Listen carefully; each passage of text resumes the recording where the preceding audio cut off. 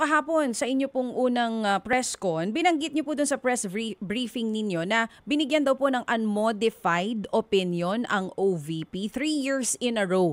Galing po sa Commission on Audit. Para lang po mas maintindihan namin, lalo po dun sa mga hindi pamilyar na nakikinig at nanonood po sa atin ngayon, ano ang ibig sabihin pag binigyan ng COA ng unmodified audit opinion ang isang ahensya? Ang ibig sabihin po nito, kasi two things nga, in the audit of financial statements, dalawa lang po yung pwedeng maging opinion, either modified or unmodified.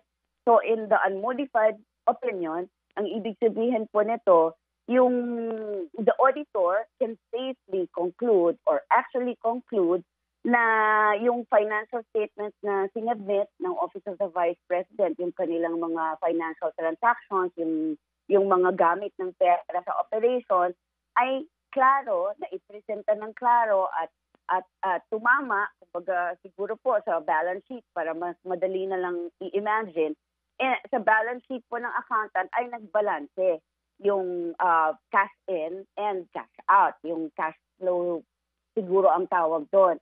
So yun po ang ibig sabihin, that everything was fairly presented in all material respect. Ibig sabihin, siguro kahit na up to the last centavo, bumalanse yung balance sheet niya, yun po ang unmodified opinion. On the other hand, there is a modified opinion naman na pwede ding i-issue. Ito po yung medyo problematic.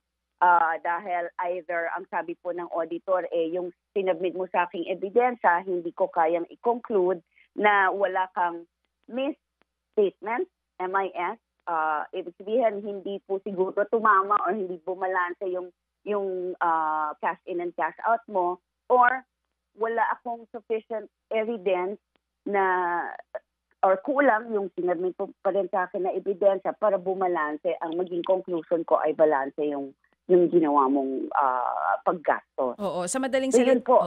Oo, sa madaling salita, parang binibigay po 'yan ng COA parang maayos yung standing or financial report ng isang ahensya. Pero tama no, it does not guarantee na walang red flag or irregularity. Parang ganun po ba yun? Pwede pa rin maglabas yung COA ng hiwalay na audit observation sa specific, tama po ba, na specific issues about, halimbawa, opo? Yes, ma'am. For each financial transaction, pwede po. In fact, dito sa 2024 annual audit report natin from the Commission on Audit, tama naman, sumakto, bumalanse ang financial transactions mo, pero meron akong mga kailangan mong correct. Kasi of course, every agency, every government agency, hindi naman po tayo talaga eksperto sa audit. I mean, hindi naman tayo mga perfectong financial officers din, kahit po siguro yung mga, what do you call them, mga actuarial science practitioners, baka sila lang ang perfect na can do that or what the audit office is looking for. So lahat naman po yan. So merong mga observations na ginawa na i-correct lang or please check your manual of operations. Actually, just to explain this also more widely, ang OVP po sa lahat ng kanyang programa merong manual of operation. So when I came in, na inaaral ko yung kanilang mga operations, including financial transactions, medyo masyado pong strict sila. Ang tawag ko nga, tinutukso ko sila na this is a self-imposed restriction.